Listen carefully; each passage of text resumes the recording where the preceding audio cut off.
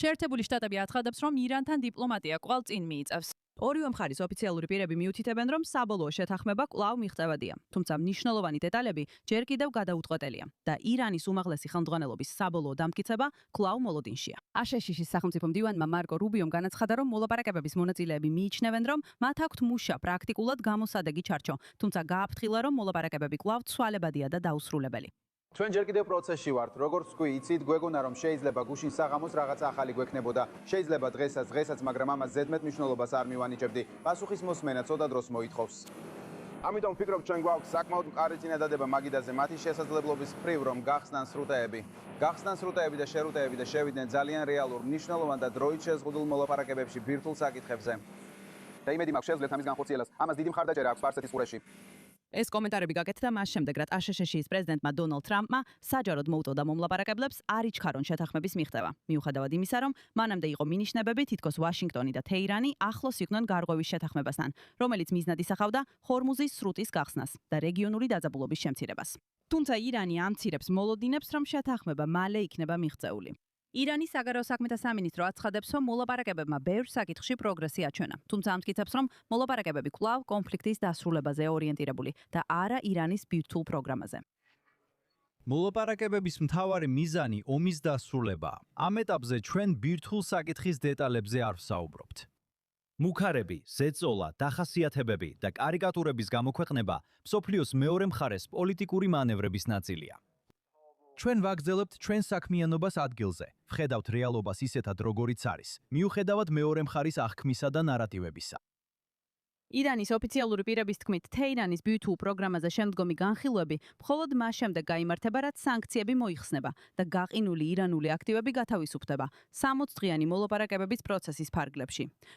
ამავდროულად CBS News-ის მიერ მოყვანილი აშშ-ის სადაზორო შეფასებები მიუთითებს, რომ მოლაპარაკებების შეფერხების ერთ-ერთი მთავარი დაბრკოლება შესაძლოა თავად ირანში კომუნიკაცია იყოს. გავრცელებული ცნობებით, უმაღლესი ლიდერი მოქმედებს საიდუმლო ადგილიდან, ძლიერი უსაფრთხოების პირობებში და კომუნიკაციას ამყარებს რთული კურიერული ქსელის მეშვეობით, რამაც გავრცელებული ინფორმაციით თეირანიდან პასუხების დაგვიანება გამოიწვია. აშშ-ის ოფიციალური პირები ამბობენ, რომ ირანის მაღალი თანამდებობის პირებსაც კი უჭირთ შეტყობინებების სწრაფად გადაცემა ამ სისტემის საშუალებით, რაც ართულებს ჩარჩო შეთანხმების საბოლოოდ გაფორმებას.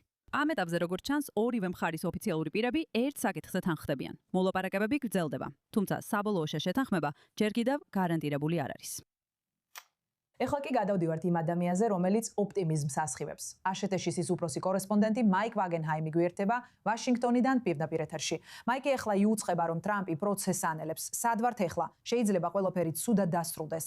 ვფიქრობ, ასე ჩანს. იცელი, მგონი ოპტიმისტურად საუბრის ეტაპი უკვე გავიარეთ. ეს უბრალოდ გრძნობაა. და ამ ეტაპზე გრძნობებს მნიშვნელობა აღარ აქვს, რადგან ეს ტრამპის ადმინისტრაციისგან არაერთხელ მოგვისმენია და მოусმინეთ, ეს მოლაპარაკების ტაქტიკაა. რა თქმა უნდა, ოპტიმიზმი შეიძლება სასარგებლოც იყოს, მაგრამ ომის დაწყებიდან უკვე 4-ჯერ ან 5-ჯერ მაინც მოვისმინეთ ეს. აი უკვე ახლოს ვართ.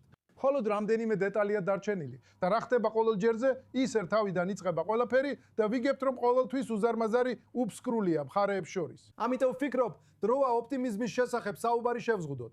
მოდი რეალობას შევხედოთ. ირანელები უზარმაზარ თანხას ითხოვენ მხოლოდ იმისთვის, რომ მოლაპარაკების მაგიდასთან დასხდნენ და ისაუბრონ თავიანთ ბირთვულ პროგრამაზე, რაზეც ისინი კვლავაც ამტკიცებენ, რომ არაფერს შეცვლიან იმ მიმართულებით, რაც ამერიკას სურს. ჰორმუზის სრუტე ამჟამადაც უკიდურესად რთული საკითხია. არ ჩანს, რომ ირანელები მზად არიან მასზე სრული კონტროლი დათმონ. შესაძლოა ისინი შემოიღებენ გადასახადების სისტემას, ან ომანელებთან ერთად რამეს გააკეთებენ, მაგრამ არ ჩანს, რომ ისინი დაბრუნდებიან იმ მდგომარეობაში, რაც სულ რამდენიმე თვის წინ იყო. ეს ორი მთავარი საკითხია. ეს უბრალოდ მცირე სადავო პუნქტები არ არის. ეს ისეთი საკითხები არ არის, რომ როგორმე მოხერხებულად მოგვარდეს. ეს არის მოლაპარაკებების ორი მთავარი საკვანძო საკითხი ამჟამად. და როგორც ჩანს, კვლავაც ძალიან შორს ვართ ერთმანეთისგან იმაში, თუ რას დათმობს თითოეული მხარე. მოდით შევამციროთ ოპტიმიზმის მოლოდინი, რეალობა შევხედოთ და გავიაზროთ, რომ ორივე მხარე ჯერ კიდევ საკმაოდ შორსაა ერთმანეთისგან იმაში, თუ რას დათმობს ამ ეტაპზე და სად გადის მათი წითელი ხაზები. კარგი, მაგრამ თუ შორს ყოფნაზე ვსაუბრობთ, ნეთანიაჰუ პირად საუბრებში აღიარებს, რომ მას ძალიან მცირე გავლენა აქვს პრეზიდენტ ტრამპზე. ისრაელის მედიის მიხედვით, ვაშინგტონი მართლა არ პასუხობს მის ზარებს ამ ეტაპზე. მოусმინეთ, ეს მხოლოდ ერთი ანგარიშია და მსგავსი საუბრები მანამდეც გვინახავს. არსებობს ისტორია, როდესაც მედია იუწყებოდა, რომ მათ შორის დაძაბულობა, ან კომუნიკაციის ნაკლებობა, ან ტრამპს ნეთანიაჰუსთან ურთიერთობა დასრულებული აქვს, მაგრამ ერთი კვირის შემდეგ ვიგებთ, რომ მთელი ეს დრო ყველაფერი კოორდინირებული იყო. ამიტომ მე არ ვენდობი არც ერთ ანგარიშ ან ინფორმაციას იქ არსებული დაძაბულობის შესახებ. სხვათა შორის ეს შეიძლება გამოყენებული იქნას როგორც ტაქტიკა მეორე მხრიდანაც, რომ პრემიერ-მინისტრმა თქვას, ნახეთ, თავიდანვე არ მქონდა კონტროლი, ასე რომ რაც დათმობაც მომიწია, ეს მაინც ჩემი არჩევანი არ იყო. ესეთი საუბარი მას პოლიტიკურ საფარსაც აძლევს საკუთარ მართლ კოალიციაში. ესე რომ ეს ორივე მხარე შეიძლება გამოადგეს, ფიქრობ, სიმართლე ყოველთვის სადღაც შუაშია, პრეზიდენტი ტრამპი ყოველთვის პრეზიდენტი ტრამპი იქნება, ბოლოს მაინც თვითონ მიიღებს გადაწყვეტილებებს, გაითვალისწინებს თუ არა ყველას ინტერესებს. რა თქმა უნდა, ზუსტად ისე როგორც პრემიერ-მინისტრ ნეთანიაჰუსთან, ის გაითვალისწინებს სპარსეთის ყურის ქვეყნების ინტერესებსაც, საუდის არაბეთის, ემირატების, ბარეინის, ქუვეითის და რა თქმა უნდა, ყატარის ინტერესებსაც, თუმცა როგორც წესი, უფრო ცუდისკენ ვიდრე უკეთესისკენ. მაგრამ ეს არ ნიშნავს, რომ საბოლოოდ ყველასთან ურთიერთობა გაფუჭებულია და სიტუაციაზე მხოლოდ ის ფიქრობს.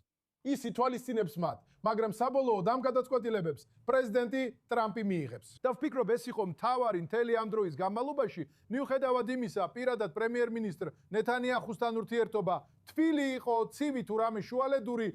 კარგი, მაიკ ვაგენჰაიმ, ძალიან შორს არ წახვიდე, რადგან მოგვიანებით ისევ დაგიკავშირდებით გადაცემაში, მაგრამ ამ ეტაპზე დიდი მადლობა ამისთვის. მაიკ, მოხარული ვარ, რომ ეხლა სტუდიაში მივესალმები უსაფრთხოების ანალიტიკოს ჯონათან რეგევს და ჩვენს უფრო ახლო აღმოსავლეთის კორესპონდენტ არიელ ოსერანს. ბატონებო, დიდი მადლობა, რომ შემოგვიერთდით. ჩვენ უფრო მეც დაგჭირდება, ვიდრე უბრალოდ ერთი კოზი შაქარი. რომ ეს წამალი გადაყლაპოთ, ხომ ასეა, ჯონათან?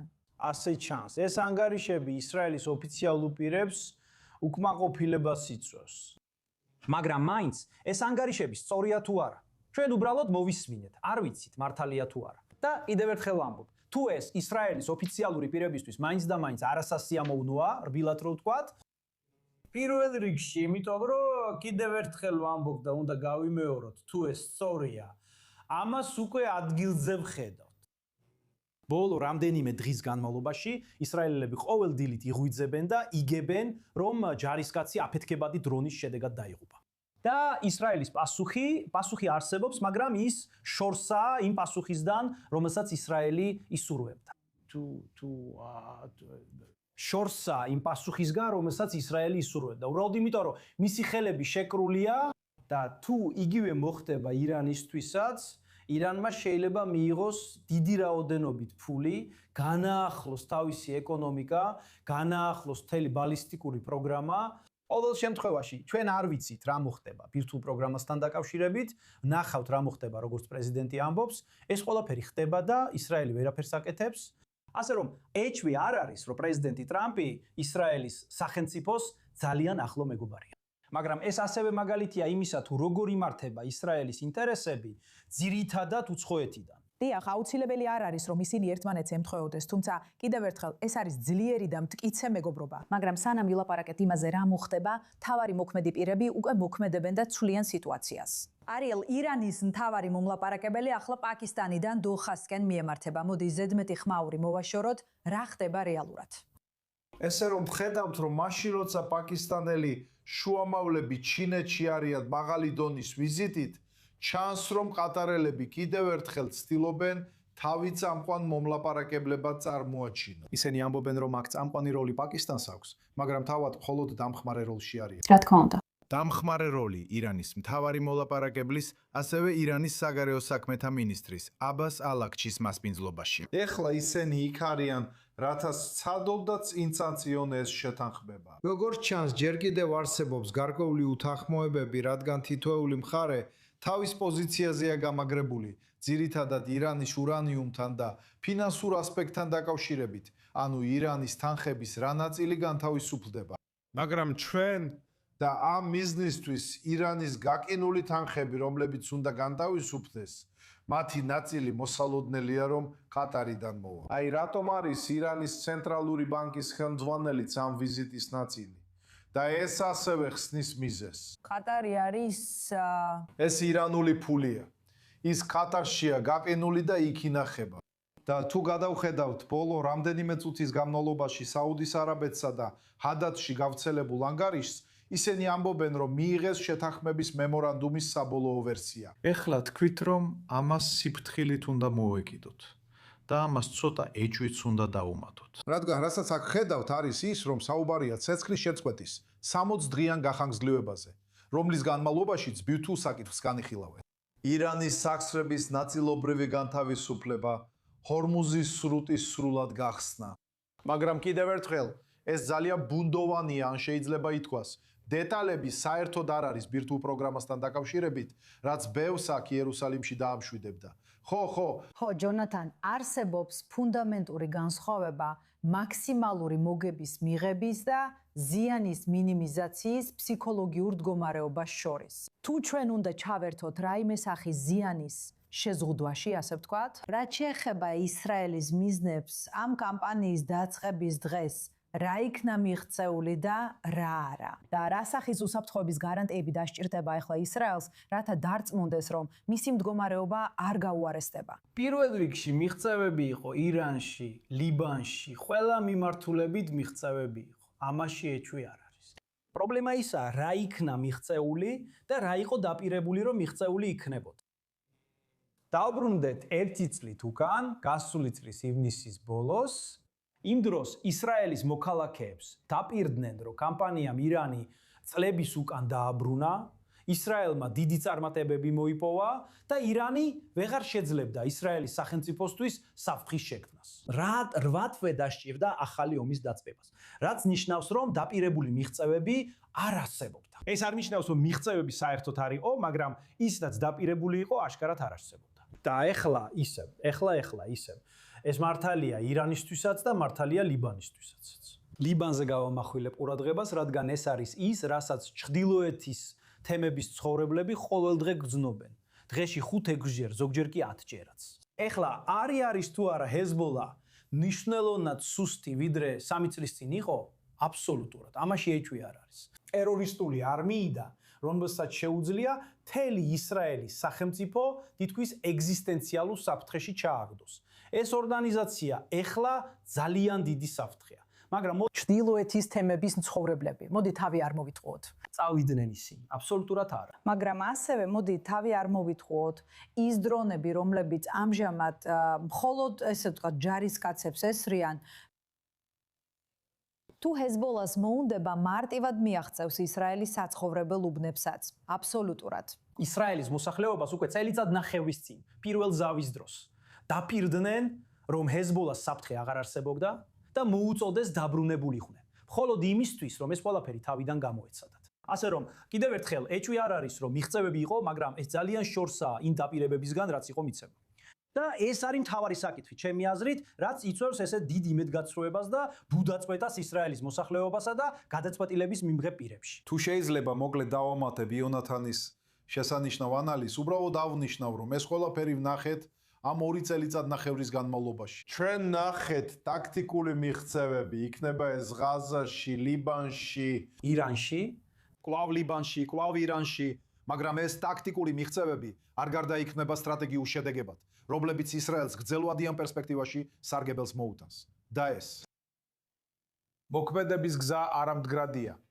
ისრაელი ვერ შეძლებს მუდმივად ჩაერთოს ამ რაუნდებში, სადაც ტაქტიკური უპირატესობა აქვს. მაგრამ საბოლოო ჯამში სტრატეგიულად ის არათუ ვერ აღწევს თავის მიზნებს. მაგრამ სინამდვილეში თუ გადავხედავთ ახალ სტრატეგიულ რეალობას, რომელიც ყურის რეგიონში ყალიბდება, ირანს ახლა აქვს უპირატესობა მას შემდეგ, რაც ისრაელის ტაქტიკური წარმატებები გადაიტანა. ამიტომ საჭიროა, რომ ამ ორ მიმართულებას შორის კავშირი შეიქმნას. რომ ისრაელის ტაქტიკური წარმატებები სტრატეგიულ წარმატებებშიც გადაითარგმნოს. და სამწუხაროდ ერთზე მეტ ფრონტზე ჩვენ ეს რეალობა არ გვინახავს. დიახ და არ წაგება აუცილებლად არ ნიშნავს მოგებას და პირიქითაც. ირანისთვის ეს ასეა და ეს პრობლემის ნაწილია, რადგან ორი საზომი ერთი და იგივე არ არის. აბსოლუტურად. კარგი, არიელ ოზერანი, თქვენ ჩვენთან რჩებით, ჯონათან, რეგევ, დიდი მადლობა ანალიზისთვის.